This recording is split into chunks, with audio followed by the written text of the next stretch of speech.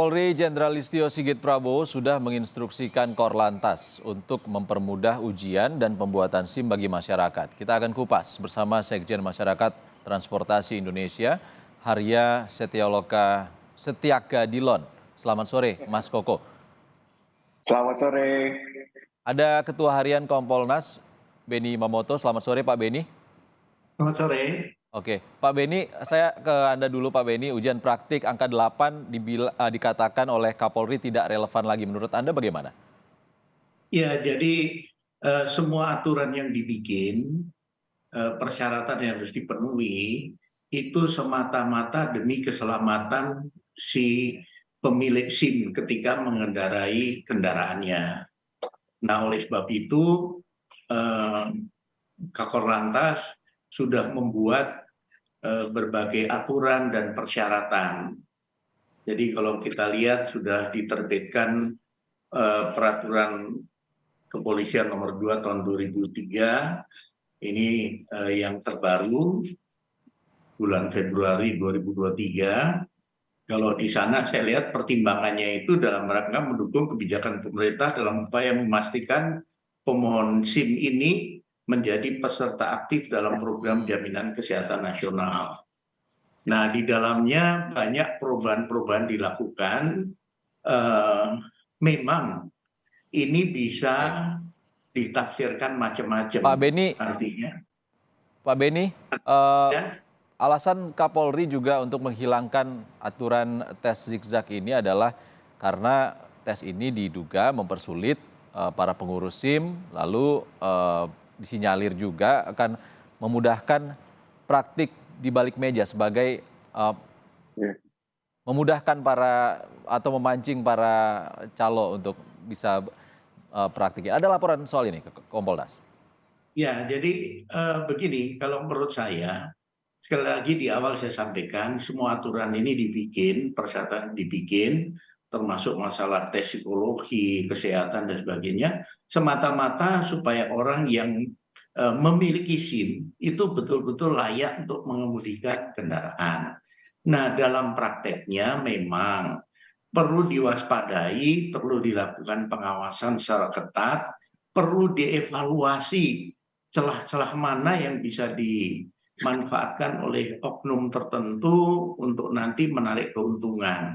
Nah, kalau itu terjadi kan malah justru berisiko tinggi kepada pemilik SIM itu yang tidak memenuhi syarat atau yang tidak melalui mekanisme atau prosedur yang ditentukan, tapi dapat SIM. Jadi di sini pertama masalah kontrol menjadi penting, yang kedua juga publik harus diedukasi bahwa ketika Anda nembak SIM-nya, resikonya Anda itu sesungguhnya nggak memenuhi syarat untuk punya SIM. Berarti bicara keselamatan diri maupun keselamatan masyarakat. Nah, ini harus sejalan ya. Karena terus terang dengan ditambahnya persyaratan, publik pasti teriak, publik pasti protes. Kenapa sih dipersulit? Kenapa sih kok ditambah syaratnya dan sebagainya? Nah, inilah yang menurut kami perlu sosialisasi, perlu dikomunikasikan dengan baik supaya tidak ditafsirkan lain. Tetapi Polri perlu melakukan pengawasan ekstra. Jangan sampai ada celah untuk disalahgunakan. Oke, Mas Koko, kalau Anda melihatnya sebenarnya penting nggak sih skill dari pengendara sepeda motor itu untuk zigzag, untuk dihilangkan saja, ataukah sebenarnya fokus saja kepada hal lain seperti perilaku para pengendara sepeda motor di jalan? Baik, terima kasih atas undangannya. Jadi saya pertama-tama memang mengapresiasi ya inisiatif Pak Kapolri. Ini bukan menunjukkan bahwa Pak Kapolri ini mendengarkan masyarakat dan sebenarnya sangat berani ya, sangat presisi sekali dalam apa namanya arahannya untuk mereformasi kepolisian lalu lintas dalam hal ini terhadap masalah-masalah sistemik tadi ya. Nah, mengenai khusus mengenai SIM C ini sepeda motor, ya memang semua persyaratan dan ujian ya apa tes dan seterusnya itu memang harus istilahnya fit for purpose. Jadi memang gunanya apa gitu ya? Apa kenapa harus dites sedemikian rupa? Ini semacam seperti kelincahan kalau dalam hal manuver angka 8 zigzag itu ya saya pikir ini kita perlu evaluasi ya, apakah pernah relevan sebelumnya seperti itu, apakah di luar negeri juga negara-negara sahabat juga melakukan hal yang sama, dan bagaimana dengan tingkat kecelakaan di tempat-tempat ya yang tidak melakukan hal ini, kan sebenarnya kan itu cara kita mengevaluasinya ya.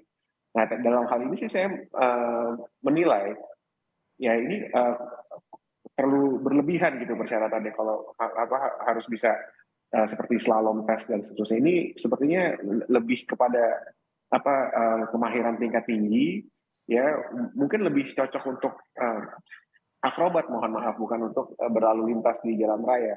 Sedangkan untuk berlalu lintas di jalan raya memang ya selain mampu mengoperasikan kendaraan, tapi juga perilaku ya. Saya kira apalagi kalau roda 2, saya kira lebih banyak yang permasalahan itu bukan skill kemampuan yang mengemudikan, tapi lebih banyak ke perilakunya. Jadi mungkin itu harusnya yang menjadi sasaran. Artinya tidak relevan antara skill zigzag dengan keselamatan di jalan ya? Saya pikir yang lebih urgent lebih urgent adalah ya perilaku ya. Dan ini sama sekali tidak dicerminkan dalam kemampuan seseorang melakukan zigzag tersebut gitu. Perilaku termasuk perilaku berkeselamatan ya, menghormati sesama pengguna jalan, apalagi pesepeda maupun pejalan kaki. Nah itu saya pikir yang lebih penting ya, lebih mendasar, lebih substantif dari penerbitan SIM tersebut. Oke, Pak Beni, kalau ternyata tidak relevan dan juga justru mempersulit, bahkan saya pernah dengar cerita kakinya turun satu itu tidak lulus, jadi dia harus terpaksa melakukan swab gitu. Banyak sekali laporan dan kasus terkait itu. Kenapa baru sekarang dievaluasi? Ya betul, karena curhatan masyarakat ini kan cukup banyak lewat media sosial, kemudian dalam dialog di beberapa radio sendiri kebetulan saya mendengar curhatan masyarakat itu.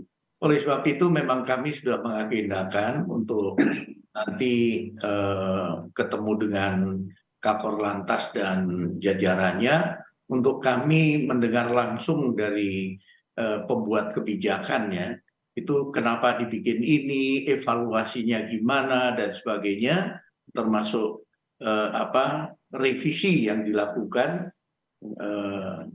peraturan kepolisian ini dasarnya apa dan sebagainya. Karena kalau kami lihat dari pertimbangannya ya semata-mata dalam rangka mendukung kebijakan pemerintah dalam upaya memastikan pemohon SIM itu peserta aktif jaminan kesehatan nasional begitu. Oke, kita ke Mas Koko lagi. Mas Koko, kedepannya bagaimana seandainya sudah dihilangkan lalu fokusnya itu seperti apa? Karena SIM ini sangat berpengaruh terhadap perilaku masyarakat di jalan berkendara. Kita tahu banyak kasus road rage yang sudah terjadi belakangan ini, bahkan terakhir ada kasus yang terjadi di Cakung bahkan membuat korban dunia. Ini adalah perilaku yang harusnya dihindari di jalan. Ya saya kira kalau yang di Cakung tuh agak eksepsional ya, udah diproses sebagai pembunuhan berencana. Tapi saya pikir jadi benar poinnya adalah saya pikir evaluasi tidak berhenti pada penerbitan SIM ya, tapi bagaimana penegakan dan apa konsekuensi terhadap pemilik SIM. Misalnya di contoh-contoh negara maju ya SIM itu bisa dicabut. Kalau setelah terbit ya ada tilang ya, kalau tilangnya berulang kali ya harus dilakukan pencabutan SIM karena terbukti bahwa setelah pelanggaran berkali-kali itu artinya kan menunjukkan bahwa yang memiliki SIM ini tidak layak. Jadi emang harus ada, saya kira peraturannya pun sebenarnya ada. Tapi bagaimana itu juga termasuk bagian evaluasi, saya pikir, saya harapkan ya nanti dalam proses berikutnya itu juga terjadi. Jadi bukan hanya berhenti pada penerbitan SIM prasyaratnya, tapi bagaimana penegakan itu juga bisa mengakibatkan SIM dicabut ya, dibatalkan untuk orang tersebut, dan apakah masih mungkin apakah pencabutan itu secara permanen atau sementara gitu. Kalau sementara apakah harus dites ulang atau bagaimana, itu yang perlu dilakukan. Oke, ke Pak Beni, kalau saat nanti sudah dihilangkan aturan zigzag, syarat zigzag, lalu kedepannya fokus pengawasannya seperti apa? Apakah bisa dijamin akan bebas dari praktik pungli lah atau apalah itu? Ya, yang pertama kalau persyaratan atau prosedur memperoleh SIM kan bisa melalui jalur pendidikan dan pelatihan dari satu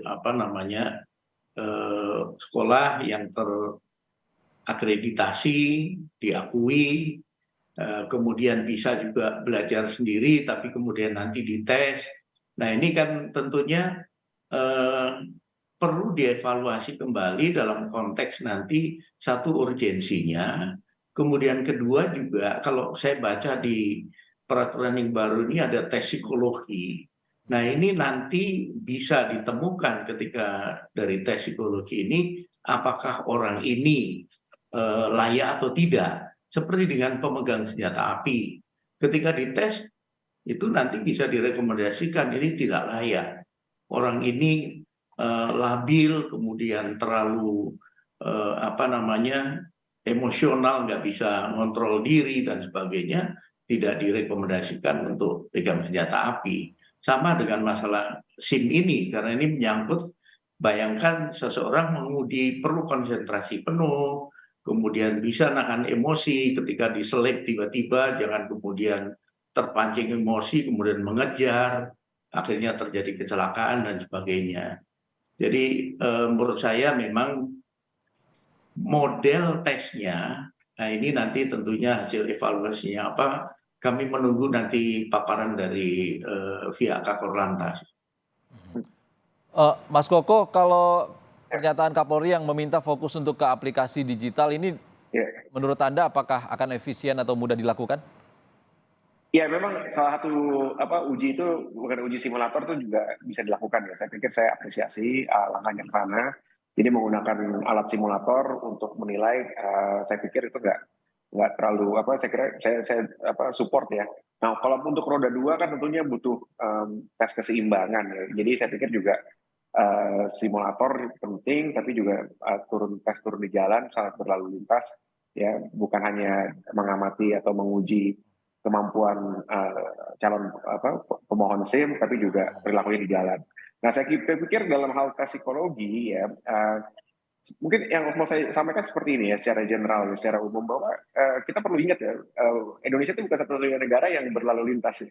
Dan kita kan bisa juga melihat negara-negara lain ya, apa sih yang sudah mereka lakukan di sana, apakah benar sampai perlu tes psikologi seperti layaknya kepemilikan senjata api. Kan saya kira tingkat urgensinya berbeda ya, yang memiliki senjata api dan memiliki kendaraan roda 2, saya pikir jumlahnya kendaraan roda 2 ada belasan bahkan puluhan juta ya. Sedangkan kalau senjata api saya harap nggak sebesar itu.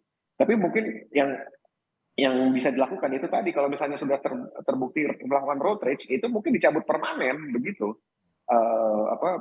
Dan saya yakin kalau sudah sampai ke road rage, apalagi kasus Cakung itu tuh bukan tindak pidana ringan saja yang terjadi dalam insiden yang kebetulan domainnya di lalu lintas. Jadi emang harus Jadi tidak ditindak hanya secara hukum. saat membuat SIM, Ya, juga pelanggaran di jalan juga harus tegas ya iya. polisi dalam Dan, menindak.